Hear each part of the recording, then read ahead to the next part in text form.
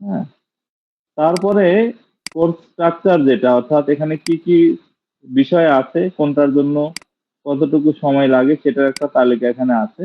এখান থেকে আমরা কিছু পড়াশোনা করতে পারি। হ্যাঁ, এখান থেকে যেগুলো বোঝার আছে সেটা হচ্ছে যে, দেখেন মাঝখানে হচ্ছে ইউনিট অফ কম্পিটেন্সি। ঠিক আছে, আমরা জেনারেলে যেটাকে পড়তাম চ্যাপ্টার, সেটা এখানে এসে হয়ে গেছে ইউনিট অফ কম্পিটেন্সি। হ্যাঁ, এখানে অনেকগুলো চ্যাপ্টারের নাম আছে। বাম দিকে আবার কোড আছে, ইউনিট কোড আছে। আর ইউনিটের টাইপ আছে, নমিনাল আওয়ার্স আছে। তাহলে এখানে আমাদের একটু জেনে আসা দরকার আগে আসলে যে, এই যে ইউনিট গুলো যেগুলো আছে এগুলো 3 টাইপের হয়। হ্যাঁ, ইউনিট গুলো 3 টাইপের হয়। একটু আমরা যদি এখানে যাই, এখানে খেয়াল করে দেখেন যে এখানে আমরা কম্পিটেন্সি বেসড লার্নিং এ 3 টাইপের ইউনিট আমরা দেখতে পাই। কিছু থাকে হচ্ছে জেনেরিক ইউনিট অফ কম্পিটেন্সি, আবার কিছু থাকে sector specific unit of competency, আর কিছু থাকে occupation specific unit of competency. এই তিনটাকে আমাদের একটু আগে ধারণা নেওয়া উচিত, না হলে আমরা সিএস বুঝতে পারবো না। হ্যাঁ, এখানে এখানে তাহলে জেনেরিক মানে বোঝানো হয় হচ্ছে যেটা সবার জন্য common, common in all industry sector অথবা এনি সেক্টর বলা হয়, অর্থাৎ যে ইউনিট সবার পড়তে হয়। হ্যাঁ, যেমন উদাহরণস্বরূপ যদি বলেন যে অ্যাপ্লাই অস বা অকুপেশনাল সেফটি অ্যান্ড হেলথ নিয়ে পড়া নাই, এরকম কোনো অকুপেশন দেখাতে পারবেন না।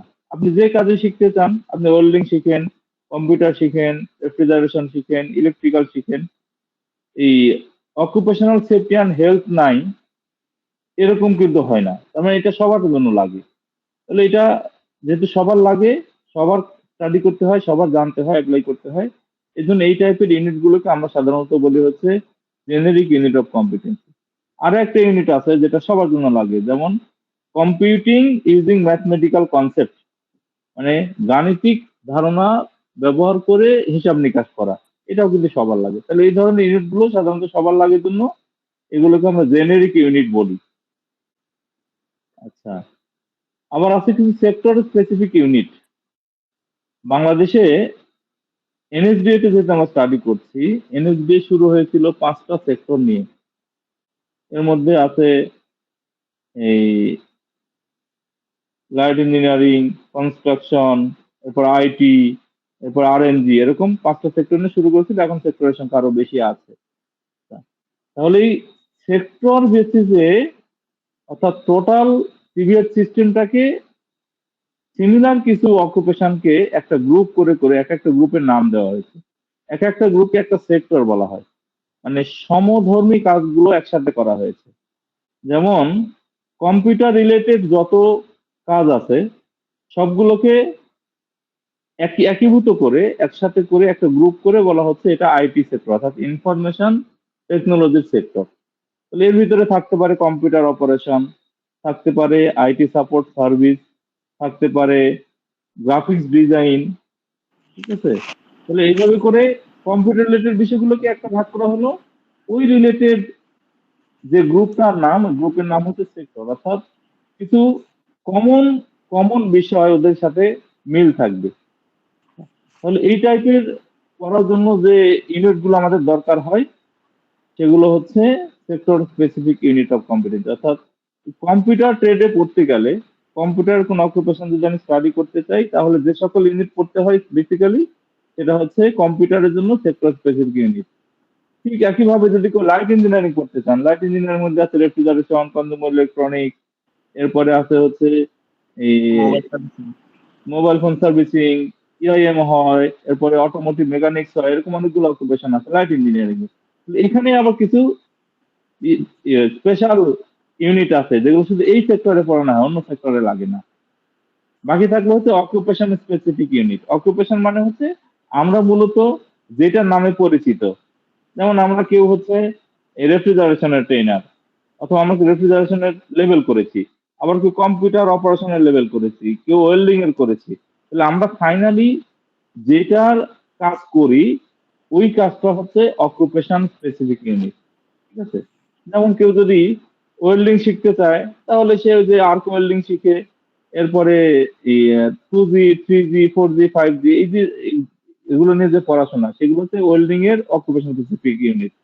আবার কেউ যদি কম্পিউটার অপারেশন শিখে তাহলে তার জন্য ওই যে ওয়ার্ড প্রসেসিং, এরপরে এক্সেল, পাওয়ার পয়েন্ট, এরপরে গুগল মিট এই টাইপের যে কাজগুলো করতে হয় এগুলো হচ্ছে তাদের অকুপেশন স্পেসিফিক। অর্থাৎ সরাসরি যে কাজটা আমরা করি ওই কাজ রিলেটেড যে সকল ইউনিট আছে এগুলো অকুপেশন। আর একটা নির্দিষ্ট টাইপের কিছু গ্রুপের ভিতরে যেগুলো কমন থাকে ওগুলোকে আমরা সেক্টর স্পেসিফিক বলি, আর যেটা সবার জন্য লাগে কমন সেটাকে আমরা বলি জেনারিক ইউনিট অফ কম্পিটেন্সি। এগুলো চেনার উপায় হচ্ছে ওইখানে কোড দেখলে বোঝা যায়। এখানে 3টা অক্ষর মাথায় রাখতে হবে আমাদের, GSO। হ্যাঁ, জি দিয়ে জেনারিক হয়, এস দিয়ে সেক্টর হয়, ও দিয়ে অকুপেশন হয়। আমরা এবার যদি আগেরটাতে চাই তাহলে খেয়াল করে দেখবো যে আমরা প্রথম 1 থেকে 6 নম্বর প্রত্যেকটা শুরু হয়েছে এস দিয়ে। তার মানে ধরেই নিতে হবে যে এগুলো হচ্ছে sector specific unit of competency. এই জন্য ডান পাশে খেয়াল করে দেখেন ইউনিট টাইপে সবগুলো সেক্টর স্পেসিফিক কম্পিটেন্সি লেখাই আছে। হ্যাঁ, যদি লেখা নাও থাকে আমরা এই বাম দিকের কোড দেখে বুঝতে পারবো। হ্যাঁ, এই কোডের একটা ব্যাখ্যাটা আমাদের জানা দরকার। দেখেন, এস যদি থাকে আমরা ধরবো সেক্টর স্পেসিফিক, যদি ও থাকে তাহলে আমরা ধরবো অকুপেশন স্পেসিফিক ইউনিট। ঠিক আছে? তাহলে এস ইউ মানে sector specific unit, O U মানে হচ্ছে অকুপেশন স্পেসিফিক ইউনিট, আর জি ইউ মানে হচ্ছে জেনেরিক ইউনিট। ঠিক আছে? তারপরেই যদি সেক্টর সেক্টর স্পেসিফিক ইউনিট হয় তাহলে তারপরে অবশ্যই সেক্টরের নাম থাকে, এটা মাথায় রাখতে হবে। খেয়াল রাখবেন যে সেক্টর স্পেসিফিক ইউনিট হলে তারপরে অবশ্যই সেক্টরের নাম থাকবে। হ্যাঁ, তাহলে এখানে TAM মানে হচ্ছে ট্রেনিং অ্যান্ড অ্যাসেসমেন্ট মেথোডোলজি বা ট্রেনিং অ্যান্ড অ্যাসেসমেন্ট, এটা বোঝায় আর কি।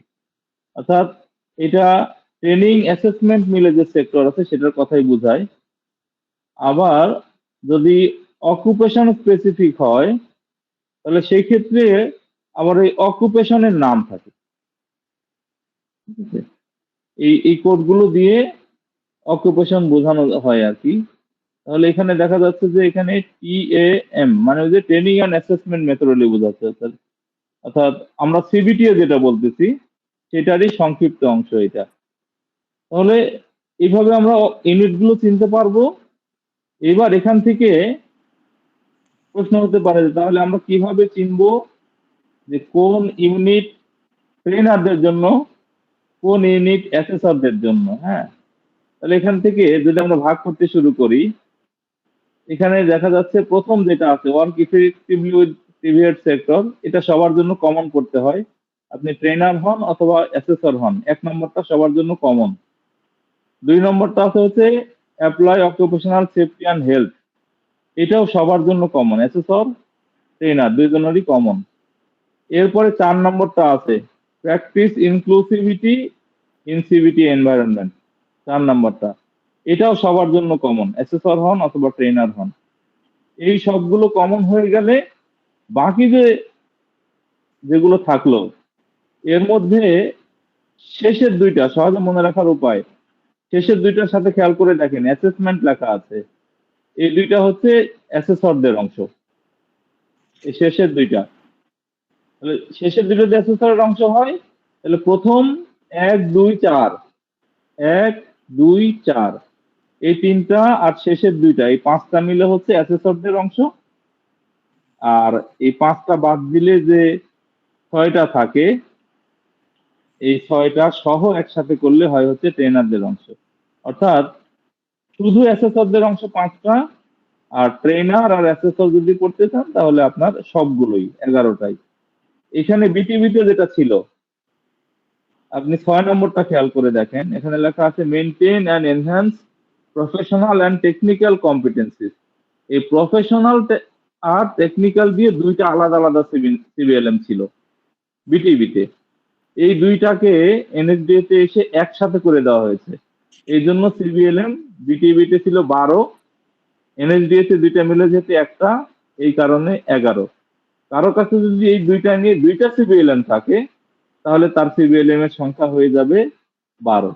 তাহলে আমরা মনে রাখার স্বার্থে খেয়াল রাখবো যে আমাদের সিবিএলএম হবে এই যে maintain and enhance professional practice একটা আছে, আর maintain and enhance technical competencies, দুইটা সিবিএলএম আছে আলাদা আলাদা।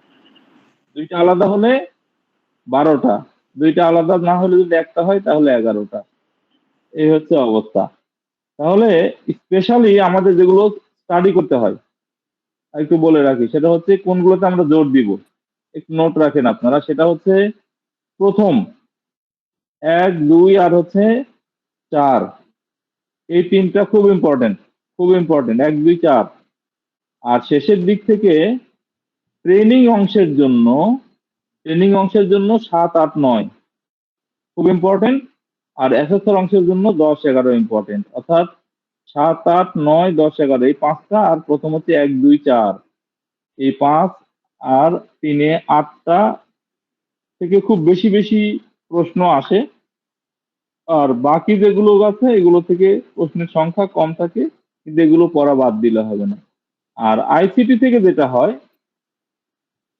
আইসিটি থেকে হচ্ছে আমাদের যেহেতু কম্পিউটার বেসিস কাজ করতে হয়, ওই কাজ করার জন্য যে সকল কাজ আমরা করি ওর ভিতর থেকে প্রশ্ন আসে।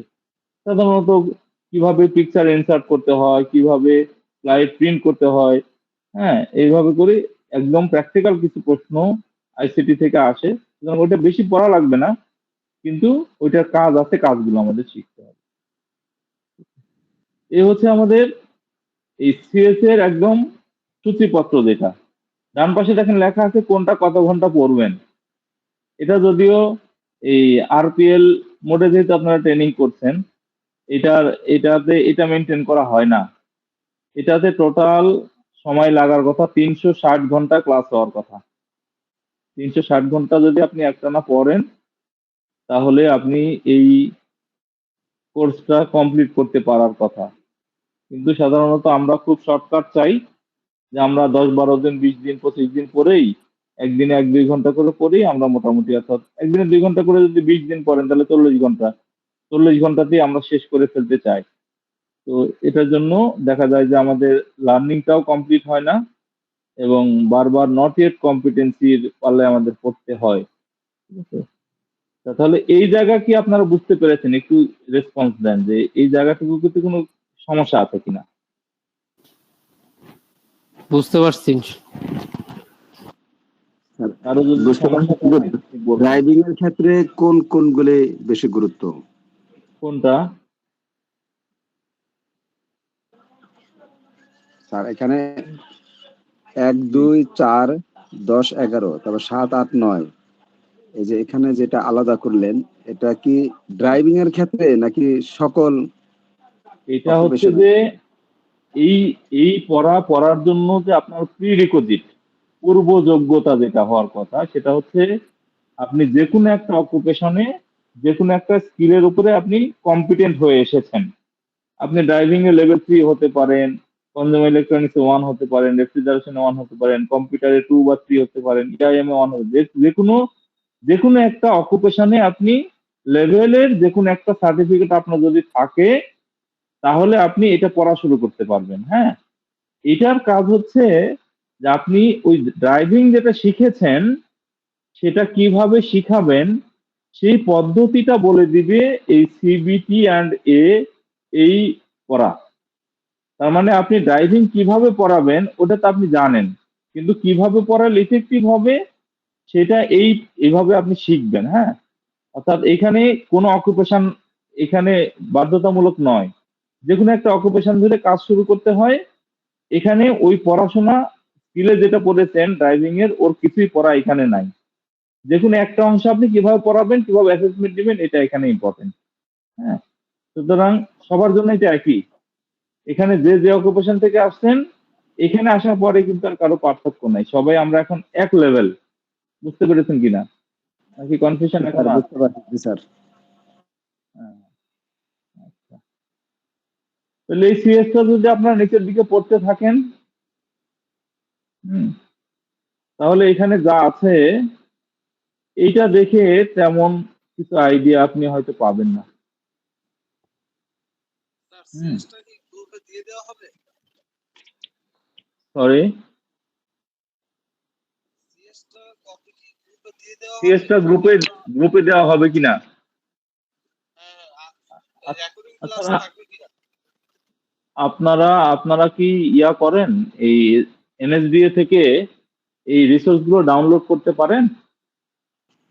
জি স্যার, পারি স্যার। পারেন না এরকম কেউ আছেন?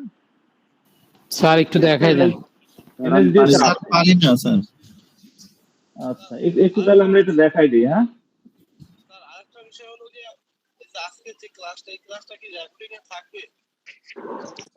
আমার কাছে কাউসার ভাই, আপনার সাউন্ড শোনা যাচ্ছে না। কাউসার ভাই, আপনার সাউন্ড ওখান থেকে আসতেছে না স্যার। মেবি আমরাও শুনতে পাচ্ছি না। আমার শুনতে খুবই কষ্ট হচ্ছে। আপনার সাউন্ড শোনা যাচ্ছে না কাউসার ভাই, সাউন্ড শোনা যাচ্ছে না। স্যার আমার কাছে ওই সবগুলো সিবিএলএম এর গুগল ড্রাইভ লিংক ছিল, আমি তো স্যার গ্রুপে দিয়ে দিব। আপনি গ্রুপে দিয়ে দিলে সবার উপকার হবে, ঠিক আছে, কিন্তু সবাই সবাই অলস হয়ে যাবে। আচ্ছা ঠিক স্যার, আছে, ঠিক আছে। কারণ এই রিসোর্সটা যেহেতু এনএসডিএ তে আছে, তাহলে আমার সবার উচিত এনএসডি ওয়েবসাইট থেকে এটা খুঁজে বের করা শেখা। ঠিক আছে, একটু একটু দেখেন, খেয়াল করেন। আপনি গুগলে ঢুকবেন, গুগলে ঢুকে জাস্ট লিখবেন skill portal, SKILL, skill portal. ঠিক আছে, স্কিল পোর্টাল লিখে এন্টার চাপেন, দেখেন এনএসডিএ একটা ওয়েবসাইট আসবে, দেখতে পাচ্ছেন এনএসডিএ? জি স্যার, দেখা হচ্ছে। একদম শুরুতেই দেখেন এনএসডিএ লেখা আছে, এটাতে ক্লিক দেন, ওয়েবসাইটটা ওপেন হবে। ঠিক আছে, এখানে লগ ইনের দরকার নাই। হ্যাঁ, জাস্ট আপনি নিচের দিকে যাইতে থাকবেন, নিচের দিকে যাইতে থাকলে এক জায়গায় পাবেন ট্রেনিং অ্যান্ড অ্যাসেসমেন্ট ম্যাটেরিয়ালস। এই যে খেয়াল করে দেখেন, ট্রেনিং অ্যান্ড অ্যাসেসমেন্ট ম্যাটেরিয়ালস, এটা খুঁজে বের করবেন। যেখানে আছে এর ভিতরে একটা বড় আইকন দিয়ে লেখা আছে। ঠিক আছে, এর নিচে লেখা আছে ভিউ লিস্ট, এটাতে ক্লিক দিবেন। ক্লিক দেওয়ার পরে আপনি এখন যা চাচ্ছেন, ঠিক আছে, সেটা বের করবেন। এই যে দেখেন এখানে অনেকগুলো সার্চের অপশন আছে, তার মধ্যে সবচেয়ে নিচের অপশন হচ্ছে অকুপেশন। তাহলে আমরা অকুপেশন যদি লিখে দিই, competency based training and assessment methodology, খেয়াল করে দেখেন, কম্পিটেন্সি বেসড অ্যাসেসমেন্ট মেথোডোলজি আর competency based training and assessment method, অর্থাৎ শুধু অ্যাসেসর পার্টেরটাও খুঁজে বের করতে পাইতে পারেন, অথবা ট্রেনিং এবং অ্যাসেসমেন্ট পুরোটা করতে পারেন। আমরা নিচেটা ক্লিক দিই, দিয়ে একটা সার্চ দিবেন। সার্চ দিলে এখানে একটা তালিকা আসবে, দেখেন এখানে তালিকার ভিতরে ডকুমেন্টের টাইপের ভিতরে দেখেন আপনি লেখা পাবেন সিবিসি, পাবেন সিএলডি। সিবিসি মানে কম্পিটেন্সি বেস কারিকুলাম, সিএলডি হচ্ছে কোর্স অ্যাক্রেডিটেশন ডকুমেন্ট, আর সিএস আমরা পাচ্ছি কি এখন, সিএস। ঠিক আছে, এইখানে সিএস পাবেন, দেখেন বামে লেখা আছে CS training and assessment T&A, CBT and AM, L5। L5 মানে কি, লেভেল 5, এটা 5 এর সিএস। তার নিচেই আছে 4 এর সিএস, সিএস।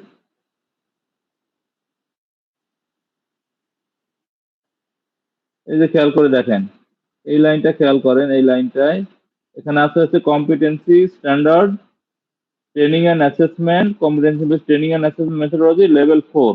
এটা জাস্ট এইখানে ডান পাশে ডাউনলোডের আইকন আছে, জাস্ট ক্লিক দিবেন, কয়েক সেকেন্ডের ভিতরে এটা ডাউনলোড হয়ে যাবে। ঠিক আছে, এটা বলেন তো, এখন কেউ বুঝতে পারেননি বলেন? স্যার ক্লিয়ার, বুঝতে পেরেছি স্যার। এটা ক্লিয়ার হয়ে যাওয়ার কথা। এইভাবে করে আপনার এটা তো ডাউনলোড করবেনই, সেই সাথে আপনি আপনার নিজের অকুপেশনের যেটাতে আপনি কম্পিটেন্ট হয়েছেন সেটা ডাউনলোড করবেন। যেমন আমি কম্পিটেন্ট হয়েছি ধরেন রেফ্রিজারেশন থেকে, তাহলে আমি যদি রেফ্রিজারেশন ডাউনলোড করতে চাই, তাহলে রেফ্রিজারেশন অ্যান্ড এয়ার কন্ডিশনিং এটা চলে আসবে। সার্চ দিলে এটার সিএস বের হবে। হ্যাঁ, এই যে দেখেন রেফ্রিজারেশন এয়ার কন্ডিশনিং লেভেল 2 আছে, লেভেল 4 আছে, 1 আছে। আপনি যেটাতে কম্পিটেন্ট হয়েছেন, আপনি সেই স্কিলের সেই সিএসটা আপনি অবশ্যই ডাউনলোড করে নেবেন। ঠিক আছে, তাহলে দুইটা ডাউনলোড সবার লাগবে, এটা ছাড়া কিন্তু হবে না। ঠিক আছে, তাহলে আশা করা যায় এটা আপনারা করতে পারবেন নাকি? স্যার যারা পারবো একাধিক স্যার। হচ্ছে স্কিল পাস করছে তারা কি করবে? যে কোনো একটার জন্য ডাউনলোড দিবে আর কি? হ্যাঁ, এটা এটা খুব ইম্পর্টেন্ট প্রশ্ন। হ্যাঁ, যে আমার অনেকগুলো স্কিল করা আছে, আমার কম্পিউটারও করা আছে, ইআইএম করা আছে, রেফ্রিজারেশন করা আছে, ওয়েল্ডিং করা আছে, অনেকে আছেন এরকম হয়তো। তাহলে প্রশ্ন হচ্ছে আমরা এখন এই যে নিজেরই স্টাডি আছে শুরু স্যার। করেছি, হ্যাঁ আমরা যেটা স্টাডি শুরু করেছি, আমরা এটার জন্য কয়টা বিষয় চুজ করবো, তাই না? আমি কয়টা সিএস নিয়ে কাজ করব এখানে স্কিলের। সেক্ষেত্রে আপনাদের জন্য কথা হচ্ছে যে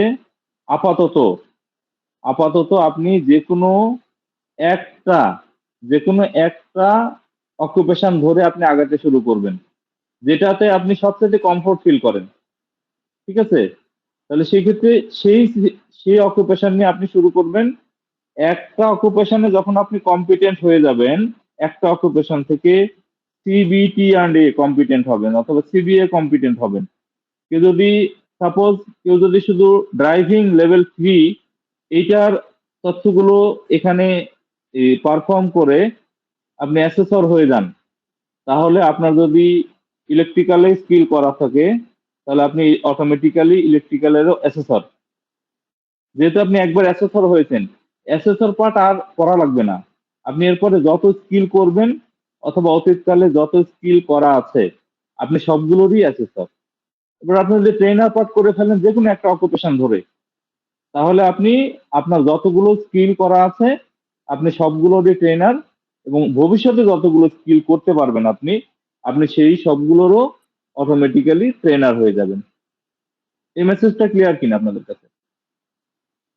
জি স্যার, থ্যাংক ইউ। স্যার আরেকটা প্রশ্ন ছিল। জি জি। স্যার আমি শুনেছিলাম যে যদি আমরা মানে আইটি প্রফেশনে যারা লেভেল 3 কমপ্লিট করেছি, তারা অ্যাসেসর পার্ট দেওয়ার পরে বা ট্রেনার অ্যাসেসর পার্ট দেওয়ার পরে আমরা নন আইটি যে সেকশন গুলো আছে, সাপোজ ড্রাইভিং বা অন্য কিছু, এগুলাতে স্যার মুভ করা যায় না, যে কোনো একটা সেকশন নিয়ে থাকতে হয়, এরকম কি স্যার? এটা কার কাছে শুনেছেন সেটা আগে বলুন। স্যার আমি ওই যে বগুড়া ডিটিতে শুনেছিলাম স্যার। এটা যদি কোনো সিবিটিয়ান হয় তিনি এটা বলার কথা না। হুম, এরকম অনেক অ্যাসেসর আছেন, অনেক অ্যাসেসর। তিনি অটোক্যাডের অ্যাসেসর, আবার তিনি জি স্যার। ওয়েল্ডিং এর অ্যাসেসর। বলেন তো এই দুইটার কোনো মিল আছে? না স্যার।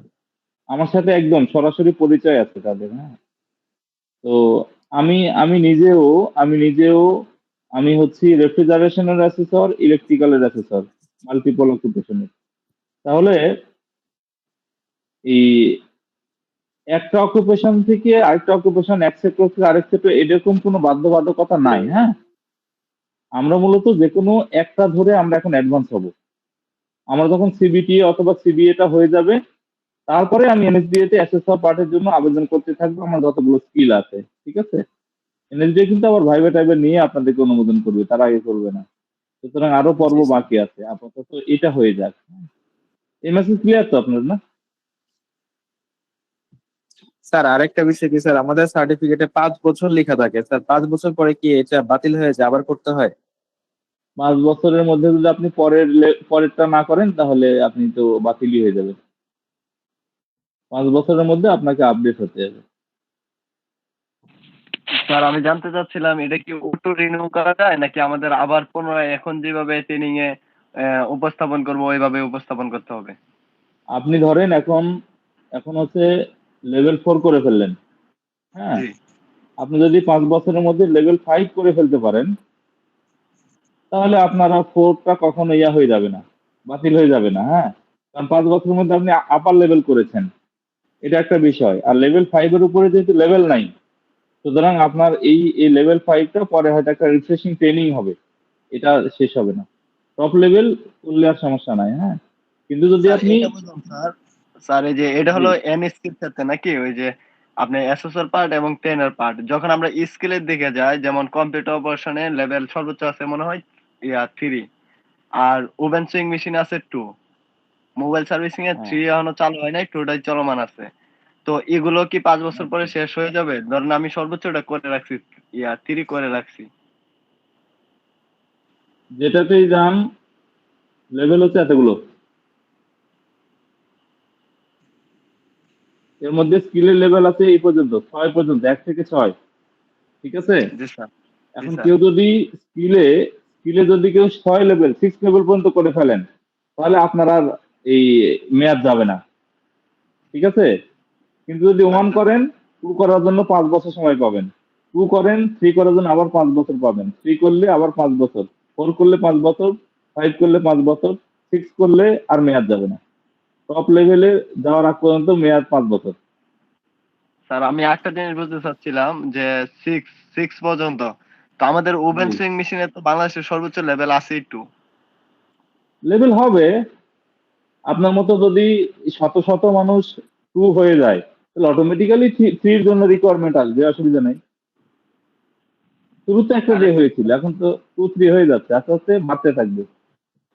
স্যার স্যার আমাদের জি, আইটি তে ধরেন ডিজিটাল মার্কেটিং এ স্যার অনেকগুলো লেভেল আছে, 6 পর্যন্ত আছে। সেক্ষেত্রে স্যার এটা আমি তো 3 কমপ্লিট, কারণ এটা কি 4 5 এরকম করে 4 আপডেট করবেন, করতে হবে 5 স্যার? করবেন, 6 করবেন, সমস্যা নাই তো। মানে 6 লেভেলের আগ পর্যন্ত মেয়াদ, এক একটা লেভেলের মেয়াদ 5 বছর, জি স্যার। ঠিক আছে। 6 এর পরে যেহেতু আর লেভেল থাকবে না, তাহলে আর মেয়াদ চলে যাবে না, হয়তো এনএসডি ডেকে আপনাদেরকে রিফ্রেশ ট্রেনিং দিবে যে এখন নতুন এই টেকনোলজি আসছে, এটা আপনারা একটু জেনে যান, এই আর কিছু না। কিন্তু আগের গুলোর জন্য আপনি ইয়া পাবেন না। 6 এর পরে 7 8 এগুলো কি আমাদের হ্যাঁ, 7 বাংলাদেশে এটা আছে? এটা প্রস্তাবিত প্রস্তাবিত। হ্যাঁ, কারণ এই এটা তো লেভেল, বিএনকিউএফএস স্যার কারণ হচ্ছে যে এটা টার্গেট এনএসডি যেটা তাদের টার্গেট নির্ধারণ করেছে, এটা শুধুমাত্র এই স্কিলের লেভেল না, ন্যাশনালি একটা কোয়ালিফিকেশন লেভেল থাকবে, হ্যাঁ। সেটার সাথে জেনারেল হোক, টেকনিক্যাল হোক, যেটাই হোক সবার একটা মিল থাকবে। সেই হিসেবে এই ব্যাচেলর ডিগ্রি যেটা বাংলাদেশে এস্টাবলিশমেন্ট আছে, ব্যাচেলর অনার্স করে না, এরকম এই ডিগ্রিগুলোকে 7 লেভেলের সমমান ধরা হয়েছে। আর ডিপ্লোমার পরে আরো একটা সার্টিফিকেট হওয়ার কথা, হ্যাঁ, পোস্ট গ্রাজুয়েট ডিপ্লোমা বা পোস্ট গ্রাজুয়েট সার্টিফিকেট, সেটাকে ধরা হয়েছে লেভেল 8 এর সমান। আর যারা মাস্টার ডিগ্রি পাস তাদেরকে ধরা হয়েছে 9 এর সমান। আর যারা ডক্টরেট করেন তাদেরকে ধরা হয়েছে লেভেল 10 এর সমান। যদি কখনো বাংলাদেশে এনএসডিএ এই সকল মানুষকে এই লেভেলের আওতায় আনতে পারে, তখন এটা ইফেক্টিভ হবে আর কি, ঠিক আছে? স্যার এটা আরেকটা এটা কথা আপাতত জি বলেন। স্যার এই যে এখানে যেটা ব্যাচেলর স্যার আমি তো টোটালি অ্যাকাউন্টিং এর স্টুডেন্ট আমি ঢুকছি যখন এই সেক্টরে ভালো লাগলো তখন হ্যাঁ, সম্ভবত প্রায় 8 9 মাস হয়েছে এই সেক্টরে ঢুকছি ঢুকার পরে একের পর এক জি, লেভেল করতেছি তো স্যার আমি তো অ্যাকাউন্টিং স্টুডেন্ট আমি তো আর ডিপ্লোমা ধারি না তাহলে কি আমি লেভেল 7 লেভেল বিএনকিউএফ এর 8 এগুলা কোনো সনদ আপনি পাবো তো আপনি তো 8 হবেন না, আপনি 7 হবেন, আর আপনি 9 আর 10 হবেন, ঠিক যখন আছে। মাস্টার্স কমপ্লিট করতে পারবো তখন 9 হ্যাঁ, যদি এটা বলেছি, যদি বাংলাদেশে কখনো আমাদের টোটাল কোয়ালিফিকেশনটাকে এই এনএসডি এর এই লেভেলের আদলে সাজানো যায়, হ্যাঁ। এখন পর্যন্ত বাংলাদেশে জেনারেল এডুকেশনকে আলাদা মূল্যায়ন করা হয়, টেকনিক্যাল এডুকেশনকে ভিন্ন মূল্যায়ন করা হয়। তো প্ল্যান আছে সবগুলো এক হয়ে যাবে, হ্যাঁ। সিবিটিএ না হয়ে এটা হয়ে যাবে সিবিএ, কম্পিটেন্সি বেজ, সিবিই হওয়ার কথা, সিবিই মানে হচ্ছে কম্পিটেন্সি বেজ এডুকেশন হয়ে যাওয়ার কথা। সেটা জি যদি স্যার কখনো হয়, তাহলে দেখবেন যে সবারই কোন একটা লেভেলের সার্টিফিকেট লাগবে, হ্যাঁ। তারপরে স্যার সেটা দেখি কখনো, স্যার টিটিসি হ্যাঁ, গুলাতে স্যার যে এই যে চাকরির বিজ্ঞপ্তি দেয় সবগুলাতেই কিন্তু ওই যে ডিপ্লোমা ইঞ্জিনিয়ারিং চাই হ্যাঁ, মানে টিটিসিতে তো যারা যারা হ্যাঁ ট্রেনার তারা ম্যাক্সিমামই ডিপ্লোমা ইঞ্জিনিয়ার, এই জন্য ওইটা তাহলে চাওয়া হয়। আর আমরা যে স্যার জেনারেল থেকে এসে এত কষ্ট করে লেভেল 1 লেভেল 2 লেভেল 4 দিয়ে 5 পর্যন্ত গেলাম মানে আশা তো আছে উপরের দিকে যাওয়ার। তাহলে কি আমরা তাদের সমান তাদের কোয়ালিফিকেশনের সমান হতে পারবো? কারণ আমরা তো জেনারেল স্টুডেন্ট।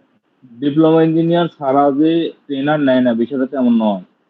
স্যার নেই স্যার, নিচ্ছে তো, নেয় কিন্তু তো, নিয়োগটা নিলে তো যদি নেয়, তাহলে কি তার স্যালারি কম হয়? হয় না। না স্যার, অ্যাসেটে লেটেস্ট যাদের দিচ্ছে ওইটা অ্যাসেটে লেটেস্ট দিচ্ছে। অ্যাসেটের সার্কুলার দেখেছেন? লেটেস্ট অ্যাসেটের নীতিমালায় বলা হয়েছে, কারো যদি এই যে সিবিটিএ লেভেল 5 থাকে, সে শতভাগ বেতন পাবে। যদি লেভেল 4 থাকে তাহলে 90% বেতন পাবে। লেভেল 4ও নাই, শুধু স্কিল লেভেল আছে, তাহলে সে 80% পাবে। স্কিল লেভেলও নাই, শুধু কাজ কাজ জানে, কোনো সার্টিফিকেট নাই, তাহলে সে 70% স্যালারি পাবে। এটা কি শুনেছেন? জি স্যার, কিছুদিন আগে এখানে স্যার এই কিন্তু নিয়ম চালু এখানে হয়েছিল, কিন্তু এটা ওই হচ্ছে। Diploma diploma masters, doctorate, BSc এগুলোর কোনো দামই দেয়নি। তাহলে মানে টোটালি ওই যে আপনি যেটা বলছেন, ওই যে কোম্পানি এডুকেশন লাইনটা মানে একত্রে করতে চাচ্ছে আর কি, তার মানে বোঝা হ্যাঁ, গেল। আস্তে আস্তে ওটা মূল্যায়ন আসতেছে। ঠিক আছে, আচ্ছা তাহলে সিএস নিয়ে আপনাদের এই মোটামুটি আমাদের সিলেবাসটা তো আইডিয়া পেয়েছেন না? তো এইবার স্যার আসেন যে সিএস এর ভিতরে কিছু মেইন পার্ট আছে, এগুলো এগুলো আমাদের চেনা লাগে। দেখেন, প্রথমে যেটা আছে সেটা হচ্ছে ইউনিট টাইটেল। আমরা এক একটা চ্যাপ্টারকে ইউনিট বলি, হ্যাঁ? তাহলে ইউনিট টাইটেল মানে নাম, চ্যাপ্টারের নাম। আর হচ্ছে ইউনিট কোড থাকে, কোড একটা ইন্ডিভিজুয়াল কোড থাকে, এটা সব ইউনিটের আলাদা আলাদা হয়। সেটার মধ্যে কিছু ব্যাপারও থাকে, দেখলে চেনা যায় কোন টাইপের ইউনিট, হ্যাঁ, এটা লেভেল কত, হ্যাঁ। এর শেষের দিকে এল এর পরে যেটা থাকে সেটা দিয়ে লেভেল বোঝানো হয়, হ্যাঁ। আচ্ছা, আর একটা ইউনিট ডেসক্রিপ্টর থাকে। ইউনিট ডেসক্রিপ্টর মানে হচ্ছে শর্ট সামারি, একটা ইউনিটের ভিতরে যা যা আছে সেটা খুবই সংক্ষিপ্ত যদি কোনো একটা সারমর্ম লেখা হয়, সেটাকে বলা হয় ইউনিট ডেসক্রিপ্টর। তার নিচেই থাকে হচ্ছে নমিনাল আওয়ার, অর্থাৎ এই ইউনিট পড়ার জন্য, এই ইউনিট ডেলিভারি দেওয়ার জন্য, শেখার জন্য কত ঘন্টা লাগতে পারে। এটা হচ্ছে প্রাথমিক চারটা কথা। এখানে চারটা গেছে কিন্তু, unit title, unit code, descriptor, nominal hour, চারটা মাথায় রাখেন। সেই সাথে মূল সিএস যেটা, মূল সিএস কিন্তু শুরু হয়নি এখনো। মূল সিএস এর ভিতরে মূল দুইটা অংশ পাবেন, একটা হচ্ছে এলিমেন্ট, অথবা এলিমেন্ট অফ কম্পিটেন্সি, আর ডান পাশে পাবেন হচ্ছে পারফরমেন্স ক্রাইটেরিয়া। ঘুরে ফিরে এই কথাগুলো আসবে দেখবেন পরের পড়াতে। এলিমেন্ট লাগবে আর পারফরমেন্স ক্রাইটেরিয়া লাগবে। এলিমেন্ট মানে হচ্ছে এই টোটাল, এই যে ইউনিট যেটা ছিল ওয়ার্ক ইফেক্টিভলি উইদিন পিভিএড সেক্টর, এইটার নিয়ে যত পড়া আছে সেগুলোকে মোটা দাগে ভাগ করলে, মূল অংশে ভাগ করলে, মেইন ডিভিশন করলে যে কয়টা পার্ট হয়, ব্লক হয়, সেটাকে বলা হয় এলিমেন্ট। এখানে দেখা যাচ্ছে এটা হচ্ছে মোট চারটা ভাগ করা আছে, চারটা ভাগ। একটা ভাগ হচ্ছে ইন্টারপ্রেট প্রিভিয়াস সিনারিও, তারপর আছে interpret quality assurance system, work within training organization, আর আছে হচ্ছে assist trainees to develop competency as per needs and interest. এই যে চারটা মূল ভাগ করা হলো, এই এক একটা ভাগকে বলা হয় এক একটা এলিমেন্ট। আর এলিমেন্ট গুলোর ডান পাশে এই এলিমেন্টটা যাচাই করার জন্য যে যে পয়েন্টগুলো আমাদের চেক করতে হয়, যে পয়েন্টগুলো যাচাই করলে আমরা বুঝবো যে এই এলিমেন্ট তার শিখা হয়েছে, সেটাকে বলা হয় পারফরমেন্স ক্রাইটেরিয়া। এখানে খেয়াল রাখতে হয় যে এলিমেন্টের নামগুলো থাকে পূর্ণ পূর্ণ নম্বরে, দশমিকের পরে কিছু থাকে না, ফ্রিকশন থাকে না, যেমন 1 2 3 4 এরকম। কিন্তু পারফরমেন্স ক্রাইটেরিয়া সবসময় দশমিক দিয়ে থাকে, এবং দশমিকটা শুরু হয় এলিমেন্টের যে সংখ্যাটা থাকে তার সাথে মিলিয়ে। যেমন 1 নম্বর এলিমেন্টের যত পারফরমেন্স ক্রাইটেরিয়া হয় সবগুলো 1 দশমিক দিয়ে, 2 নম্বর এলিমেন্টে যত পারফরমেন্স ক্রাইটেরিয়া হবে সবগুলো 2 দশমিক দিয়ে, এভাবে করে 3 নম্বরে এইভাবে করে চলতে থাকবে। অর্থাৎ আমরা শুধু পারফরমেন্স ক্রাইটেরিয়া দেখলেও বুঝতে পারবো যে এটা কত নম্বর এলিমেন্টের পারফরমেন্স ক্রাইটেরিয়া। আচ্ছা, এরপরে খেয়াল করে দেখেন, এখানে একটা কমেন্ট লেখা আছে যে bold and underlined terms are elaborated in the range of variables. তার মানে বোঝা যাচ্ছে এর নিচে রেঞ্জ অফ ভেরিয়েবলস নামে আরো একটা বিষয় আছে, সেখানে কিছু ইলাবোরেশন আছে যেগুলো পারফরমেন্স ক্রাইটেরিয়ার ভিতরে বোল্ড করা আছে এবং আন্ডারলাইন করা আছে। ঠিক আছে, তাহলে এখানে দেখা যাচ্ছে 1.1 এর ভিতরে টিভিএট টার্মিনোলজি আর 1.2 আছে রিলেভেন্ট পলিসিস। এই দুইটা অবশ্যই এর বিস্তারিত থাকার কথা। রেঞ্জ অফ ভেরিয়েবলস, মূল টেবিলের নিচে আরেকটা টেবিল পাবেন, এই যে রেঞ্জ অফ ভেরিয়েবলস, টিভিএট টার্মিনোলজিস, এখান থেকে নিয়ে এই টিভিএট এর যে টার্ম গুলো আমাদের পড়তে হয় তার মধ্যে যেগুলো আমাদের জন্য এই লেভেল 4 এর জন্য দরকার সেটা এখানে দেয়া আছে। এখানে মোট 17টা পয়েন্ট আছে। এই 17টা পয়েন্ট সম্পর্কেই আমার আপনার ধারণা লাভ করার কথা। ঠিক আছে, তাহলে এই 17টা পয়েন্ট যেটা আছে প্রত্যেকটা সম্পর্কে জানা হচ্ছে এই টিভিএট টার্মিনোলজিস এই একটা পয়েন্টের পড়া। পলিসি আছে কয়টা দেখেন, পলিসি আছে 7টা পলিসির কথা এখানে আছে এগুলো। অর্থাৎ এই রেঞ্জ অফ ভেরিয়েবলস দিয়ে বোঝানো হয় যে আমাদের জানার বা শিখার রেঞ্জ কতটুকু, কোথায় যে আমাদের থামতে হবে, সীমা কতটুকু। সুতরাং এই পারফরমেন্স ক্রাইটেরিয়ার সাথে আপনি যদি রেঞ্জ অফ ভেরিয়েবলস মিলিয়ে একটা তালিকা প্রস্তুত করেন তাহলে আপনি বুঝতে পারবেন যে আপনার কি কি পড়তে হবে। ঠিক আছে, এরপরে 2.1 আছে quality issues of TVET, quality issues. হ্যাঁ, কোয়ালিটি ইস্যুস পাবেন এখানে, রেঞ্জ অফ ভেরিয়েবলস পাবেন। প্রত্যেকটা সিএসসি একই সিস্টেম, এই যে কোয়ালিটি ইস্যুস এখানে এগুলো আছে। হ্যাঁ, তাহলে এইভাবে করে রেঞ্জ অফ ভেরিয়েবলস যা আছে এগুলো যদি আপনি স্টাডি করতে পারেন তাহলে আপনার পড়াশোনা শেষ হবে। এগুলো মিলিয়েই একটা সিবিএলএম তৈরি হয়। খেয়াল করে দেখেন একটু যে এইখানে যা আছে এই পড়াগুলো আপনি পাবেন, এই পড়াগুলো পাবেন হচ্ছে সিবিএলএম এর ভিতরে। স্যার সিবিএলএম 1 এর ভিতরে হ্যাঁ, সিবিএলএম এর 1 এর ভিতরে আমরা একটু যাই সেখানে, এবং ইনফরমেশন রিলেশনটা দেখে আসলে সুবিধা হবে। হ্যাঁ, ইনফরমেশনের মধ্যে একদম প্রথম সিবিএলএম যেটা এটাতে পাবেন। এই যে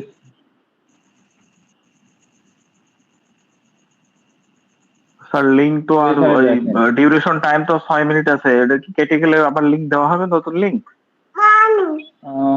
হ্যাঁ আরেকটা লিঙ্ক পাবেন, কেটে গেলে একটা লিঙ্ক দিব, সেখানে জয়েন করবেন। আচ্ছা,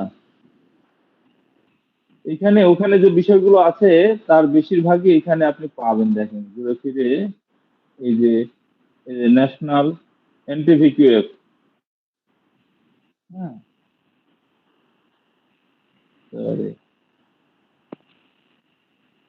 মাল্টিপল সিএস ওপেন হওয়ার কথা ছিল।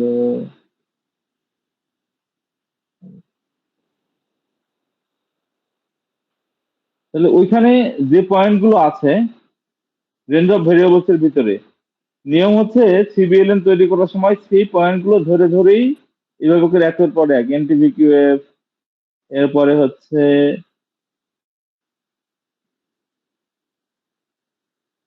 এইভাবে করে একটা একটা পয়েন্ট আসার কথা। হ্যাঁ, কিন্তু বেশিরভাগ ক্ষেত্রেই যদি সিবিএলএম যারা লিখবেন তারা যদি এক্সপার্ট না হন তাহলে আবার এটা মিল থাকবে না। হ্যাঁ,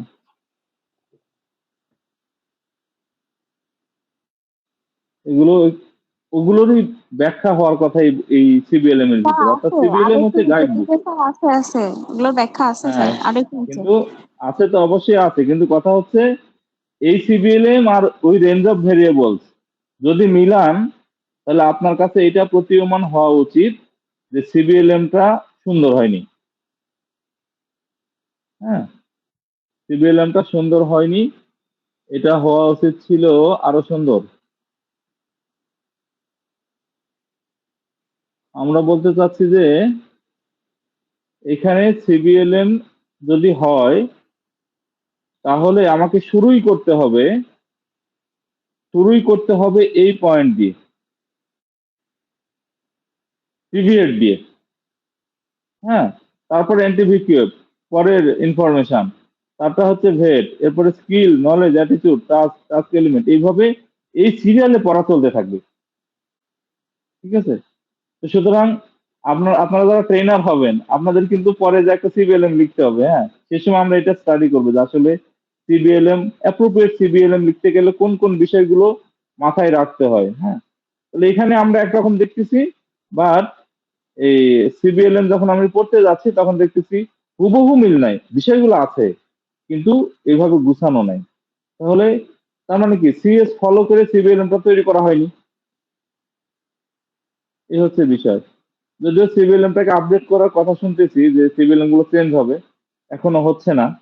এটা একটা জটিল প্রক্রিয়া, ইংলিশ আমরা খুব ভালো বুঝি না বাংলাদেশের মানুষ, এই জন্য হয়তো ডেভেলপ করা সহজ হচ্ছে না আর কি। ঠিক আছে?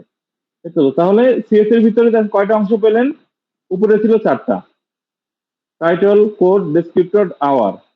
আর এখানে আমরা পেলাম 2টা, এলিমেন্ট আর হচ্ছে পারফরমেন্স ক্রাইটেরিয়া। এ হয়ে গেল 6টা।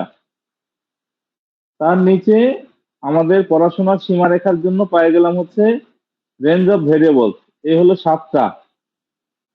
তার নিচে আরো একটা টেবিল পাবেন অ্যাসেসরদের জন্য, এভিডেন্স গাইড। এভিডেন্স গাইড অর্থাৎ এখানে অ্যাসেসমেন্টের জন্য কোন কোন বিষয় যাচাই করবেন, কোন কোন পদ্ধতিতে পরীক্ষা নেবেন, এই বিষয়গুলো এখানে আছে, হ্যাঁ, এভিডেন্স গাইডের ভিতরে মোট 7টা পয়েন্ট থাকে নির্দিষ্ট একদম, হ্যাঁ। তার নিচে আছে হচ্ছে অ্যাক্রেডিটেশন রিকোয়ারমেন্ট। এই সব মিলিয়ে সর্বমোট 9টা 9টা পয়েন্ট আপনি পাবেন, 9টা পয়েন্ট পাবেন এই একটা সিএস এর ভিতরে। সবগুলো সিএস এ গুনে গুনে 9টা ভাগ পাবেনই পাবেন। ঠিক আছে? তাহলে প্রথমে 4টা, মূল টেবিলের ভিতরে 2টা, তার নিচে 2টা আলাদা আলাদা টেবিল আছে, একটা হচ্ছে রেঞ্জ অফ ভেরিয়েবলস, একটা হচ্ছে এভিডেন্স গাইড, আর তার নিচে অ্যাক্রেডিটেশন রিকোয়ারমেন্ট। এই মিলে 9টা পয়েন্ট মিলে আমার আপনার সিএস তৈরি হবে, হ্যাঁ। সিএস এর বিষয়গুলো কি আপনারা বুঝতে পেরেছেন?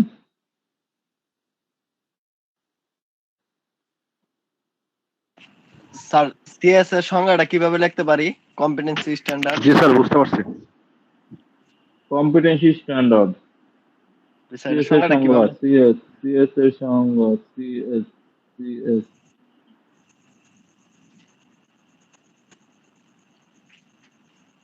কম্পিটেন্সি স্ট্যান্ডার্ডের সিএস এর সংজ্ঞা তো আমার কাছে ছিল। কম্পিটেন্সি স্ট্যান্ডার্ড,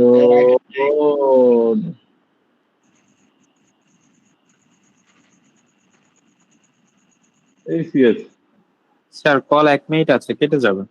জি জি, কেটে গেলে আবার জয়েন করেন।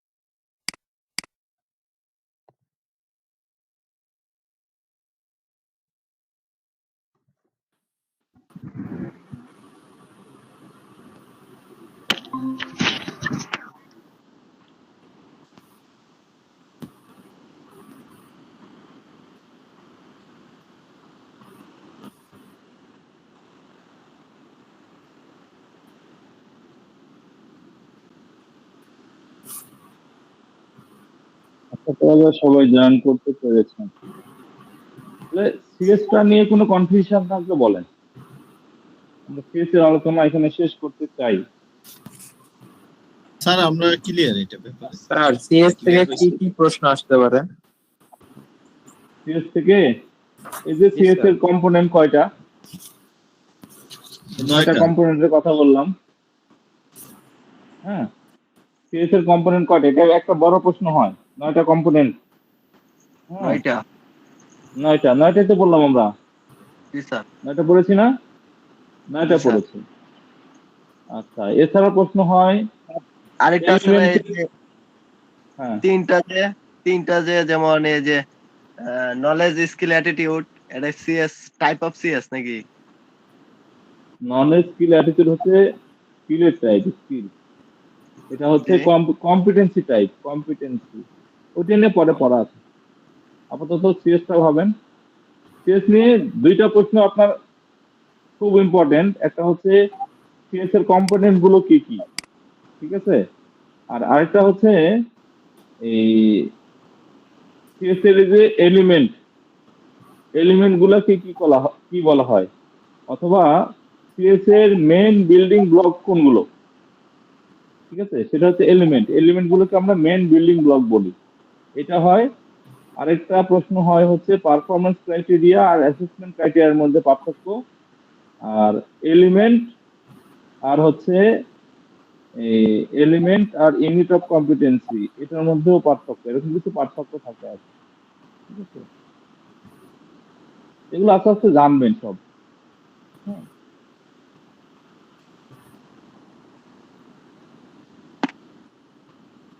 তাহলে আমরা এখানে একটু পড়ি। এখানে দেখেন স্কিলের ডাইমেনশন। আচ্ছা স্যার, হ্যালো হ্যাঁ, স্যার, বলেন। একটু ছোট্ট একটা কোশ্চেন, সেটা হলো জি, যদি এসওসর পার্টটা শুধু কেউ সিবিএ পার্টটা দেয়, তো হ্যাঁ, তার সে এখন সিবিএ পার্টটা কম্পিটেন্ট হইলো, তারপরে আবার একদিন যদি ট্রেনারও হতে চায়, সেক্ষেত্রে কি আবার সেই 11টা মডিউলই পরীক্ষা দিতে হবে, না শুধু ট্রেনার পার্টের জন্য আলাদা দেওয়া যাবে? রিটেন 11 মডিউল থেকেই দিতে হবে। আর ডেমনস্ট্রেশন শুধু ট্রেনারটা দিলে হবে, অ্যাসেসর দেওয়া লাগবে না। রিটেনের ক্ষেত্রে ছাড় নাই, রিটেন পুরোটাই আবার। তাহলে স্যার একসাথে ভালো। ট্রেনার একবারে দেওয়াই ভালো, একবারে পার হয়ে গেল না। আচ্ছা, আমরা একটু পড়তে চাই স্কিল। হ্যাঁ, আপনারা তো সবাই কোনো না কোনো স্কিল করেছেন। হ্যাঁ, জি স্কিল স্যার। মানে হচ্ছে কোনো কিছু করতে পারা, তাই না? কোনো কিছু করতে পারা। তো স্কিলের ডাইমেনশন হয়, হ্যাঁ, স্যার একটা প্রশ্ন অথবা স্যার। Competency dimension. হ্যাঁ, ডাইমেনশন মানে হচ্ছে কত কত ধরনের হয়। হ্যাঁ, এটা একটা ইম্পর্টেন্ট মানে বিষয়। এটা নিয়ে অ্যাসেসররা খুব প্রশ্ন করে মৌখিকে। হ্যাঁ, আবার এটা নিয়ে এমসিকিউতে খুব প্রশ্ন আসে। হ্যাঁ, এটা আমরা একটু বোঝা উচিত। এটা হচ্ছে 4 ধরনের ডাইমেনশন আমরা দেখি। একটা হলো টাস্ক স্কিল, একটা task management skill, contingency management skill, আর হচ্ছে job or role environment skill. এই 4টা যে স্কিল আছে, এই 4টা স্কিল বোঝার জন্য আমাদের একটু আগে ঘুরে আসতে হবে। এটা হচ্ছে এটা গেল সেটা, একটু ঘুরে আসি। কোথায় কোথায় স্কিল, জব, এইটা একটু পরে আসতে হবে। হ্যাঁ, খেয়াল করে দেখেন এখানে আছে যে জব, টাস্ক এলিমেন্ট। আপাতত আমরা জব এবং টাস্ক এই 2টা বিষয়ে ক্লিয়ার হব। হ্যাঁ, জব জব মানে একটা কমপ্লিট ওয়ার্ক। হ্যাঁ, এটার ভিতরে অনেকগুলো টাস্ক থাকতে পারে, ঠিক আছে? আর টাস্ক হচ্ছে কাজের কিছু ক্ষুদ্রতম অংশ, মৌলিক অংশ, এগুলোকে আমরা টাস্ক বলি। হ্যাঁ, এখন এই টাস্ক আর জব আমরা সিএস এর ভাষায় কিভাবে বলতে পারি? সিএস এর ভাষায় সিএস, এই যে সিএস, এই সিএস এর এই যে ইউনিটের যে নাম, unit, work effectively within period sector, এইটা যদি আমি পুরোটাই চিন্তা করি, তাহলে এই পুরোটার কাজ হচ্ছে একটা জব। অর্থাৎ একটা ইউনিট অফ কম্পিটেন্সি পুরো কাজটাকে আমরা বলি জব। আর এটাকে এলিমেন্ট অনুসারে যে ছোট ছোট ভাগ করা আছে, এক একটা ভাগকে আমরা বলি এক একটা টাস্ক। অর্থাৎ এখান থেকে যদি আমরা রিলেশন করি, সেটা হচ্ছে ইউনিট অফ কম্পিটেন্সি সমান সমান হচ্ছে জব, আর এলিমেন্ট সমান সমান হচ্ছে টাস্ক। তাহলে এলিমেন্ট গুলো কি? ইউনিট অফ কম্পিটেন্সির অংশ। তাহলে এক একটা অংশকে এক একটা এলিমেন্ট বলে, আর এক একটা এলিমেন্টের সমান পারফরমেন্স হচ্ছে একটা করে টাস্ক। আর পুরো এলিমেন্ট সবগুলো যোগ করলে একটা কমপ্লিট ওয়ার্ক হয়, কমপ্লিট কাজ হয়, সেটা হচ্ছে একটা জব। যদি উদাহরণ দেওয়া যায়, সাপোজ ধরেন যারা কম্পিউটারে আছেন, আপনাকে বলেছে যে আপনি একটা ওয়ার্ড ডকুমেন্ট তৈরি করে দেন। এখন ওয়ার্ড ডকুমেন্ট তৈরি করতে গেলে আপনার কম্পিউটার প্রিপেয়ার করতে হয়, তারপরে ওয়ার্ড টাইপ করতে হয়, কখনো ওয়ার্ড ফরম্যাট করতে হয়, হ্যাঁ, কখনো আবার এই ওয়ার্ডটাকে এই হলো প্রিন্ট করতে হয়। এরপরে আবার কম্পিউটারটা বন্ধ করে গুজগাছ করে রেখে দিতে হয়। তাহলে এই যে ছোট ছোট কাজগুলো, টাইপ করা আলাদা, এরপরে যে ফরম্যাট করা আলাদা, এই যে ছোট ছোট কাজগুলোকে বলা হচ্ছে কাজ। আর পুরো ওয়ার্ড ডকুমেন্টটা যে আপনি রেডি করলেন, পুরোটা হচ্ছে জব। এইভাবে করে প্রত্যেকটা অকুপেশনেই একটা কাজকে ছোট ছোট কিছু কাজে ভাগ করা যায়। ছোট ওই ছোট কাজগুলোকে বলা হচ্ছে কাজ, আর পুরো কাজটা হচ্ছে জব। এবং এটা যদি আমরা সিএস ধরে বলি, তাহলে ইউনিটের নাম হবে জব, আর এলিমেন্টের নাম হবে টাস্ক। আশা করি আপনার এটা ক্লিয়ার হয়েছে। ঠিক আছে, এটা যদি আমরা ক্লিয়ার হই, তাহলে এবার আমরা ডাইমেনশন করতে পারবো।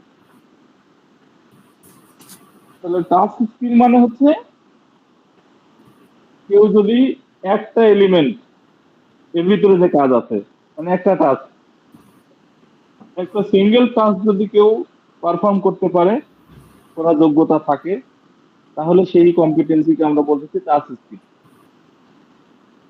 কিন্তু কেউ যদি এরকম হয় যে সে একসাথে অনেক কাজ করতে পারে, তাহলে তার এই স্কিল বা কম্পিটেন্সিকে আমরা বলবো টাস্ক ম্যানেজমেন্ট স্কিল। উদাহরণস্বরূপ আপনি চায়ের দোকানের কথা ভাবতে পারেন, এরপরে হচ্ছে এই যে কোনো এই যে ছোট ছোট দোকানদার আছে, যেগুলোতে দোকানে একজন দোকানদার থাকে, আপনি সেখানে খেয়াল করে দেখবেন একজন চা দোকানদার কি করে। চা দোকানদার চা বানায়, কেউ এসে বলে ভাই একটু পানি দেন, তো চা বানাতে বানাতে আবার পানি দেয়। আবার আরেকজন বলে ভাই বিস্কুট দেন, বিস্কুট দেয়। কলা দেন, কলা দেয়। কেউ চা খেয়ে বিল দিতে আসে, ভাই টাকা নেন, সে টাকা নিয়ে খুচরা টাকা ফেরত দেয়। এই যে মাল্টিপুল কাজ, এই চাওয়ালা কিন্তু কখনো বলে না যে আমি এখন চা বানাচ্ছি, এখন বিস্কুট চাইতে পারবেন না, এখন আমি টাকা নিচ্ছি, তাহলে এখন আপনি কলাটা নিতে পারবেন না, এরকম কিন্তু বলে না। তার মানে কি, সে একই সাথে র্যান্ডমলি কতগুলো কাজ একসাথে চালিয়ে যাচ্ছে। এই যে অনেকগুলো কাজ একসাথে চালানোর যে যোগ্যতা, দক্ষতা, সক্ষমতা, সেটাকে আমরা বলতেছি টাস্ক ম্যানেজমেন্ট স্কিল।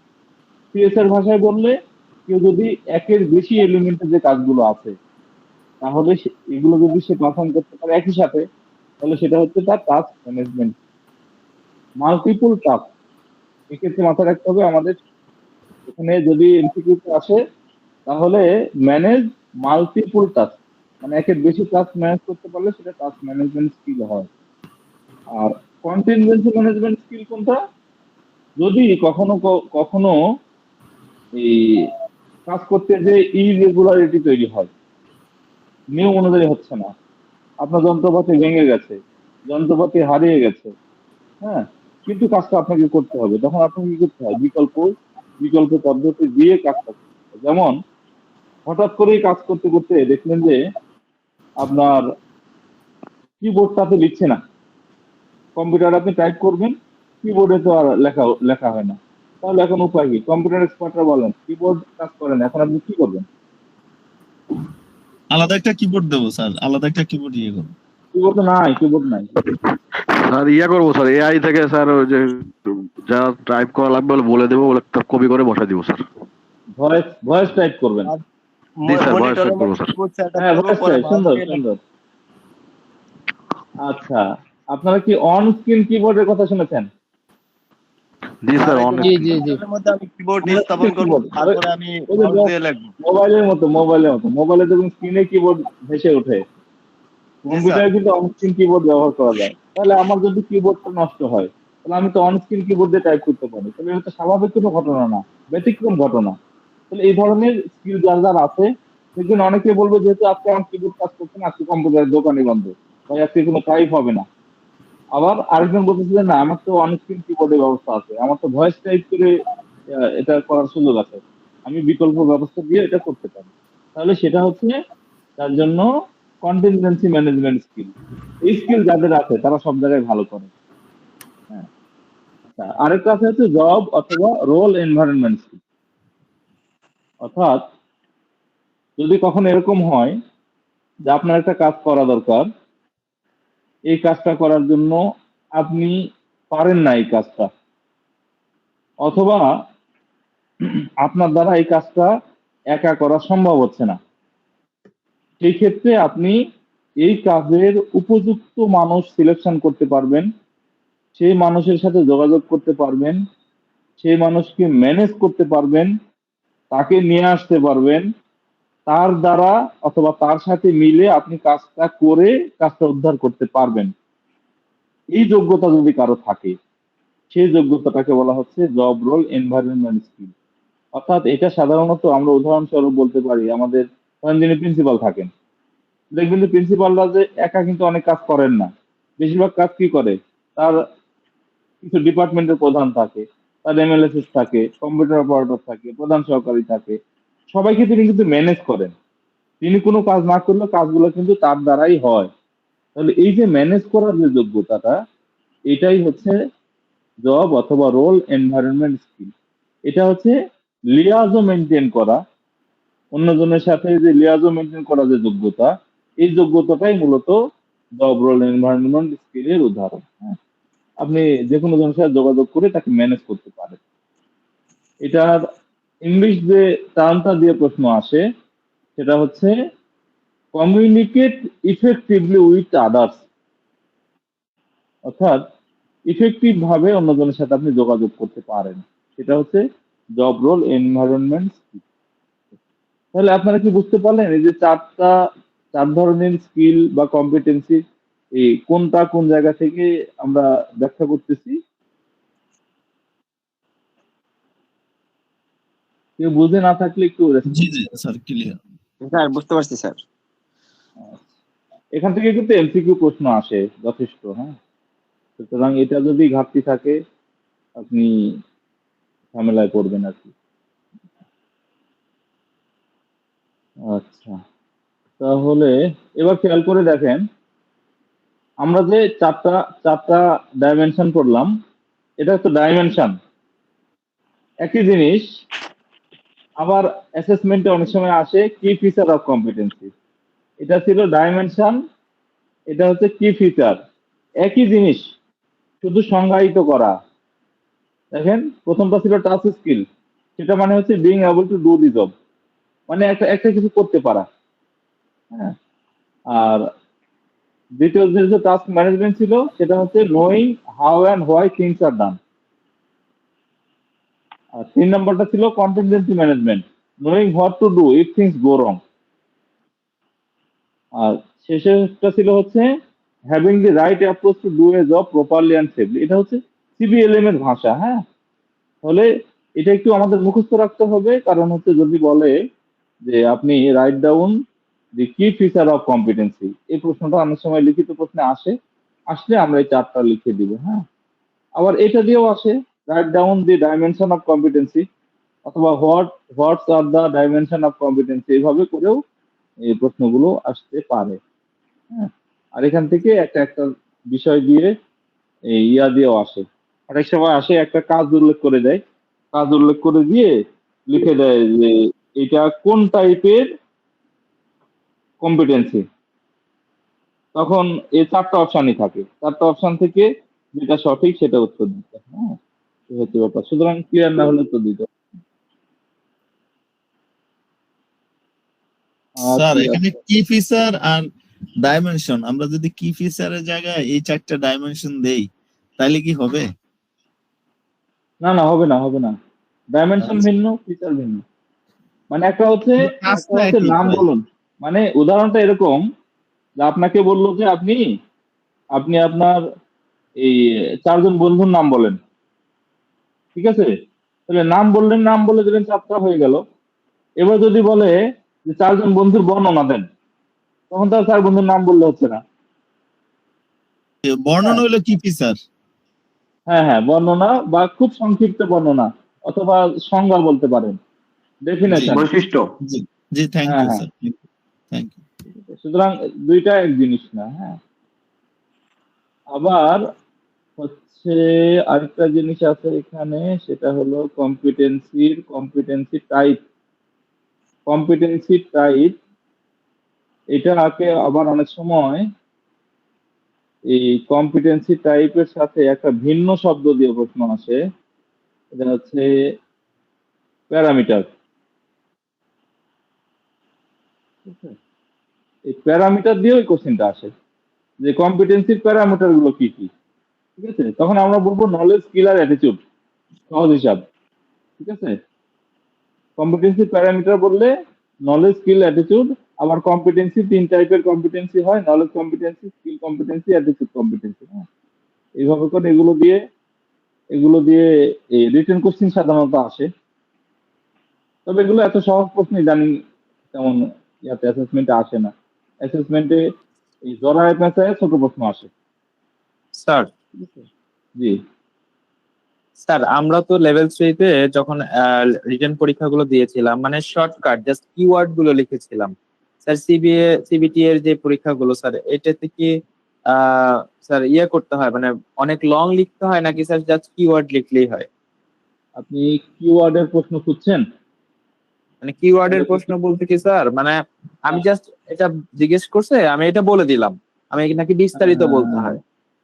এই দাঁড়ান একটু দেখাই, তাহলে আপনি কিওয়ার্ডের প্রশ্ন বুঝে যাবেন। এখন আপনি কিওয়ার্ডের প্রশ্ন, এই যে এইখানে আপনি কিওয়ার্ডের প্রশ্ন পাচ্ছেন। দেখেন, এই ক্ষেত্রে আমরা যদি বলি ন্যাশনাল স্কিল ডেভেলপমেন্ট পলিসি, এনএসডিপি বললে উত্তরটা হয়ে যায়, এনটিভিকিউ বললে হয়ে যায়, কিউএস হয়ে যায়। হ্যাঁ, মানে যেখানে যে অবস্থা, সেই অবস্থা আপনাকে উত্তর দিতে হবে। এখন এই যে টিভি এর ডাটা সিস্টেম, এটাকে আপনি কি কি কিওয়ার্ড বলবেন বলেন? এটা কিওয়ার্ড করে দেন, পারবেন? পারবেন না। স্যার আমি হয়তো বা বোঝাতে ভুল করেছি, মানে ওইটা বলিনি। যেমন স্যার এখানে মডিফাইড টিবেট, না এখন কি বলছি স্যার, মানে স্যার এই যে এক লাইনের আমি প্রশ্ন লিখছে না স্যার, ওইটাই হ্যাঁ, মনে করেন যে বলতে হচ্ছে যে এক কথায় উত্তর দিলে হবে কিনা সেটা বলতে হচ্ছে। হ্যাঁ, আমরা এইটাই তো এমসিকিউ বলতেছি। করছি। আপনি এই যে এই ন্যাশনাল স্কিল ডেভেলপমেন্ট পলিসি, এটার পরিবর্তে শুধু এনএসডিপি লিখলে উত্তরটা হয়ে যাবে। এটা তো বোঝাতে পারছেন? না স্যার, সেটাও না স্যার, মানে প্রশ্ন জিজ্ঞেস উনি করছে বলতে হোয়াট ইজ চাচ্ছে হোয়াট ইজ অ্যান্টিভাইরাস বা what is virus, what is computer. এখন যেটাই হোক আপনাকে বোঝাইতে পারতে হবে। হ্যাঁ, যেটা শর্ট কথায় বোঝাতে পারবেন ভালো, না হলে বড় কথায় বোঝাতে পারবেন ভালো, বুঝাইতে পারলেই হলো। আপনি ওইটাই যেটা স্যার। লিখছেন, আপনি যেটা লিখছেন, অ্যাসেসর যদি সেটা বুঝতে পারে তাহলে আপনি বেঁচে গেছেন, এই হচ্ছে বিষয়। স্যার ধরেন স্যার প্রশ্নটা এরকম হলো, what is knowledge, skill and attitude, তখন স্যার এটার উত্তরটা কি এক কথায় হবে? মানে তিনটার knowledge- আলাদা আলাদা সংজ্ঞা হবে।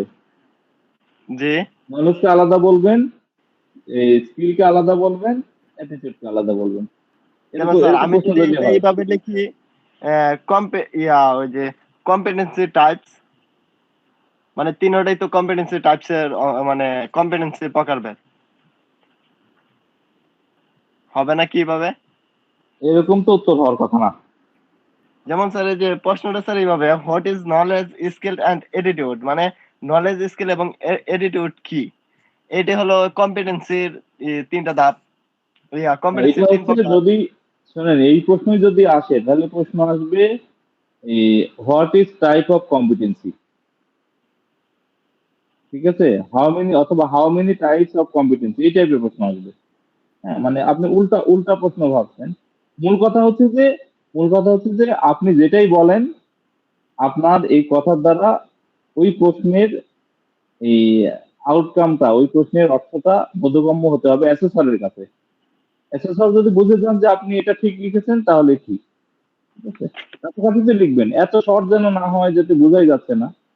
হ্যাঁ স্যার তাহলে স্যার যদি এরকম প্রশ্ন হয় হোয়াট ইজ স্কিল, আমি যদি উত্তরটা দিই skill is a part of competency, হবে না? হ্যাঁ এটা হবে, এটা হবে। মানে স্কিলটা হয় Skill is কম্পিটেন্সির a একটা part of part। competency, attitude is a part of competency, knowledge is a part of competency। হ্যাঁ, এটা উত্তরটা হয়ে যাবে। আর যদি ওইভাবে আসে what is knowledge, skill and attitude, তাহলে আমি তিনটার সংজ্ঞা দিব নাকি? তিনটার সংজ্ঞা দিবেন। হ্যাঁ, নাকি নলেজ স্যার স্কিল শুধু অ্যাটিটিউড এইভাবে লিখে লিখবো এই যে knowledge competence practical or theoretical understanding of subject, knowledge. এইভাবে দিব? স্যার হ্যাঁ, এটা তো স্যার হ্যাঁ বলেন। আর স্কিলটা হলো sir natural or learned competence capacities to performance acts, আর অ্যাটিটিউড হলো বিহেভিয়ার, আচরণ। আচ্ছা শোনেন, তাহলে একটা কথা বলি, সেটা হচ্ছে যে আমরা এই সিবিটিএ তে যত বেশি সিএস সিবিএলএম এর কাছাকাছি থাকতে পারবো, সিএস সিবিএলএম এর যত কাছাকাছি থাকতে পারবো, কম কথায় আমাদের রেজাল্ট তত ভালো হওয়ার চান্স আছে। হ্যাঁ, মানে যত যত আমরা বেশি লিখবো কিন্তু সিএস সিবিএলএম এর ধারে কাছে নাই, তাহলে ভালো লেখার পরেও আপনার রেজাল্টটা ভালো হবে না।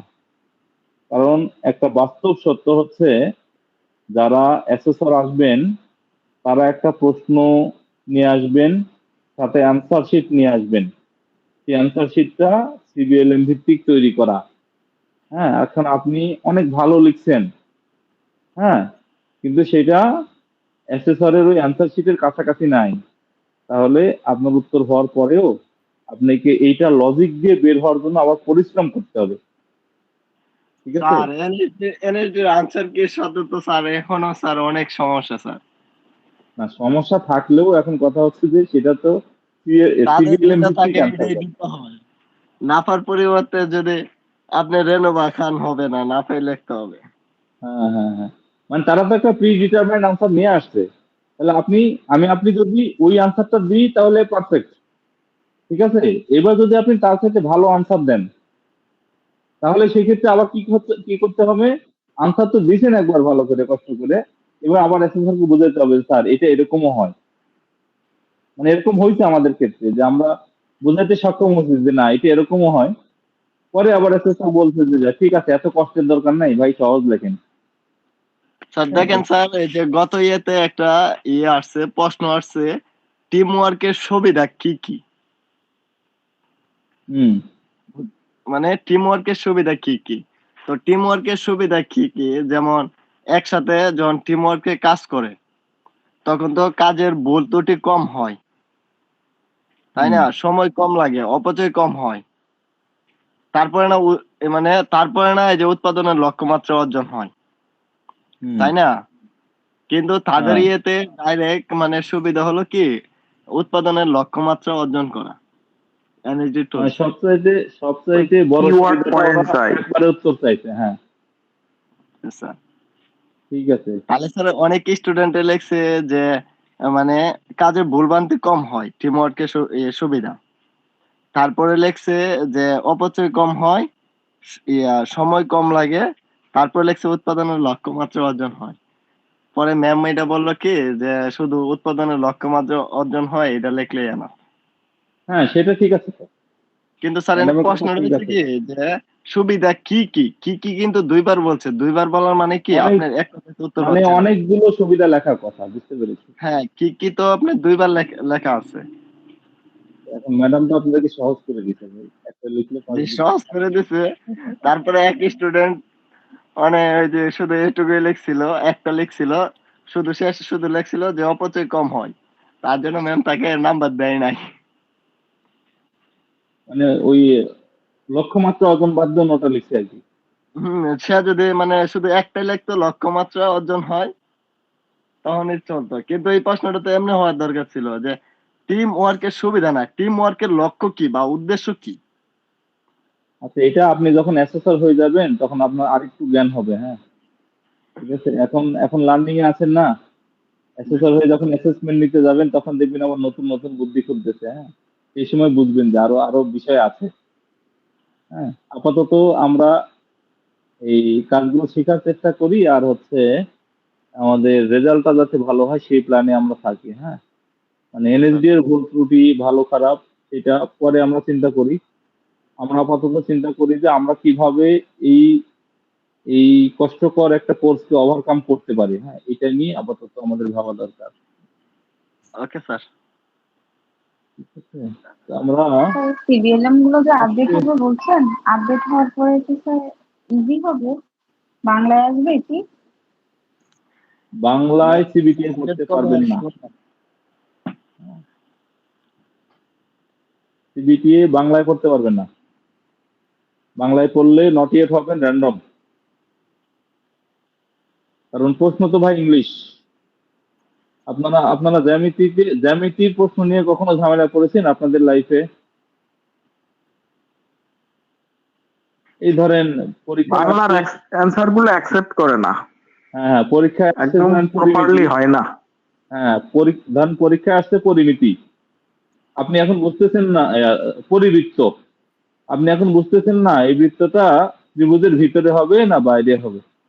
এই সমস্যাগুলো যেরকম হয়, তো এই বাংলায় যদি আমরা উত্তর পড়ি তাহলে এনএসডি এর ওই সিবিটি 4 এর প্রশ্ন দেখলে আপনার ঠিক ওই ফিলিংটা হবে, মনে হবে যে এই প্রশ্নর উত্তর কোনটা।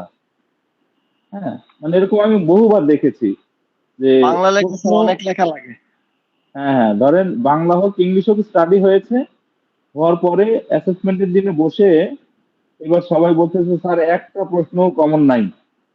ভালো, ভেরি গুড, ঠিক আছে, তো অ্যাসেসমেন্ট খারাপ হবে, তো আলোচনা করি দেখি যে কোন কোন প্রশ্ন কমন নাই, সবাই মনে করে আসছে প্রশ্ন কি কি আসছে। তো যখন আলোচনা করা হলো যে এই প্রশ্নগুলোর সমাধান কি হতে পারে, তখন তারাই বলছে স্যার এই প্রশ্নের সবগুলোর উত্তর তো আমরা জানি। তাহলে এইবার এর কি ব্যাখ্যা দিবেন? এটা একটা কমন ফেনোমেনন, হ্যাঁ, সিবিটি এর, যে আমরা সব উত্তর জানি কিন্তু বেশিরভাগ ক্ষেত্রে আমরা প্রশ্নটা বুঝতে পারি না যে এটা কোন প্রশ্নের জন্য এই উত্তরটা আমি লিখবো। হ্যাঁ, এই জন্য এটা কারণ কি স্যার এত বেশি? এটা হচ্ছে আমাদের ওই একেবারে দুইটা কারণ আছে। একটা হচ্ছে আমরা ইংলিশটাকে ভালো বুঝি না, হ্যাঁ, এই জন্য ইংলিশের অর্থ করতে পারি না, যখন তখন উত্তর বুঝি না, প্রশ্ন বুঝি না আর কি।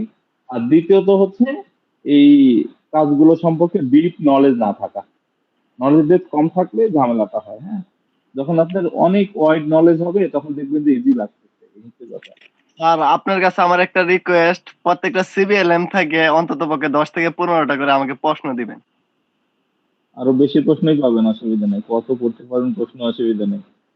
জি স্যার। ঠিক আছে, ঠিক আছে। আচ্ছা, আজকে আমরা যা আলোচনা করেছি, আর ইংলিশে তো তাহলে ভালো দক্ষতা থাকা লাগবে। হ্যাঁ ইংলিশ তো লাগবেই, ইংলিশ ছাড়া সিবিটি হয় না তো।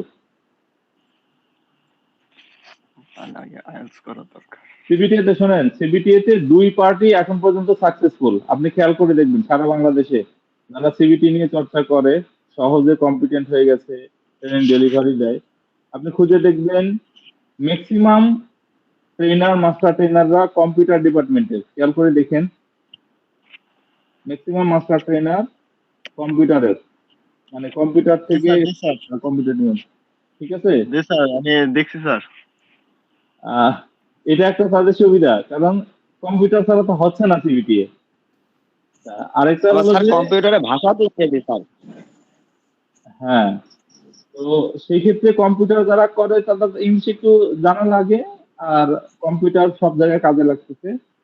আর দ্বিতীয় হচ্ছে যারা ইংলিশে ভালো তারাও সিবিটিএ ভালো করে, সুতরাং যারা সিবিটিএ চর্চা করতেছেন ইংলিশ একটু লাগবে।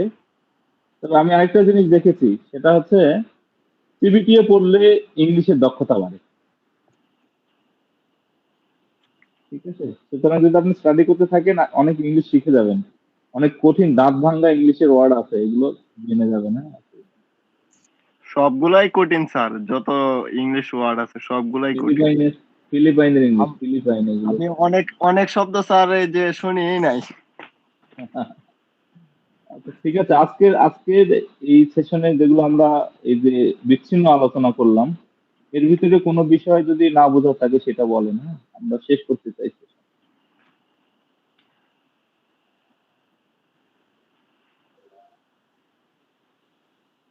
আশা করা যায় না বোঝার কিছু নাই। স্যার এই যে সিএসটা স্যার আমরা যে স্যার সিএসটা সিলেবাসটা পাইছি এটা তো এই যে সিবিএলএম এর উপর ভিত্তি করে তাই না? সিএস এর উপরে ভিত্তি করে সিপিএলএম। তাহলে স্যার আমরা সিএসটা কোথায় থেকে পাইছি? সিএস তো ইন্ডাস্ট্রি বানাই দিছে। ইন্ডাস্ট্রি সিএস হচ্ছে ইন্ডাস্ট্রি বানায়, ইন্ডাস্ট্রি স্কিল কাউন্সিল আছে, হ্যাঁ, জি জি আইএসসি তারা হচ্ছে, হ্যাঁ, আইএসসি। এই ইন্ডাস্ট্রির কাজ হচ্ছে তাদের তাদের যে টাইপের ওয়ার্কার দরকার, এক্সপার্ট দরকার, তারা ওই টাইপের কিছু এই বৈশিষ্ট্য সম্বলিত একটা তারা আমাদের কাছে বই দিয়ে দিয়েছে। ওই বইয়ের নাম হচ্ছে সিএস, যে আমার এই টাইপের লোক লাগবে, এই কাজ জানা লোক লাগবে, হ্যাঁ, ওইটার নাম হচ্ছে সিএস। এই যে এটা সম্পূর্ণ ইন্ডাস্ট্রি ভিত্তিক সিদ্ধান্ত। এবং সেক্টর ভিত্তিক তাই না? হ্যাঁ হ্যাঁ, জি স্যার বুঝতে পারছি। যাতে স্যার এক্সপিরিয়েন্স পারসন তাহলে স্যার অবশ্যই এক্সপেরিয়েন্স ছাড়া সিভিল বানাবে কি করে? যার ইলেকট্রিক্যালের ধারণাই নাই, সে কি ইলেকট্রিক্যালের কোর্স ডিজাইন করতে পারবে? পারবে না। মরে যাবো স্যার বুঝলাম শর্টকে। যে, হ্যাঁ, এটা এক্সপেরিয়েন্স লোকই আছে। ইন্ডাস্ট্রি বলছে যে এই এই যোগ্যতা লোক থাকলে আমার হবে। এবার এটাকে আমরা এই ইনস্টিটিউট গুলোতে বলেছি ঠিক আছে, এটা পড়ানোর জন্য একটা গাইড বুক বানাই। আমরা যে গাইড বুকটা বানাইছি ওটার নাম হচ্ছে সিবিএলএম। সিএস থেকে সিবিএলএম, সিবিএলএম থেকে সিএস না, এটা মাথায় রাখতে হবে। স্যার ক্লাস কি প্রতিদিন হবে? এখন আপনারা আপনারা কিভাবে টুস্টোনে কিভাবে আপনাদের কথা হয়েছে? স্যার প্রতিদিন নিলে ভালো হয় স্যার, অনেক সময় চলে গেছে স্যার। না আমি হ্যাঁ, একটু কথা যদি বলতে চাচ্ছিলাম প্রতিদিন হইতে যে পারে স্যার। 4 দিন স্যার, কারণ আমাদেরও তো এক্সপিরিয়েন্স ব্যাপার আছে, 3 থেকে 4 দিন। স্যার একদিন গ্যাপ দিলে কি হয় যে আপনি আমাদেরকে 4-5টা প্রশ্ন দিলেন, আমরা এই প্রশ্নগুলো একটু অ্যানালাইজ করলাম আর কি, প্রশ্নটা কিভাবে কি করতে হয়, তাহলে স্যার একটু ভালো হয় স্যার, একটু সময় পাইলাম স্যার। আচ্ছা, এটা আমরা তো হতে মনে হয় পারে যে, অনেক জব করি। হ্যাঁ হ্যাঁ, এটা হতে ওটাই পারে ভালো যে হয় স্যার। যখন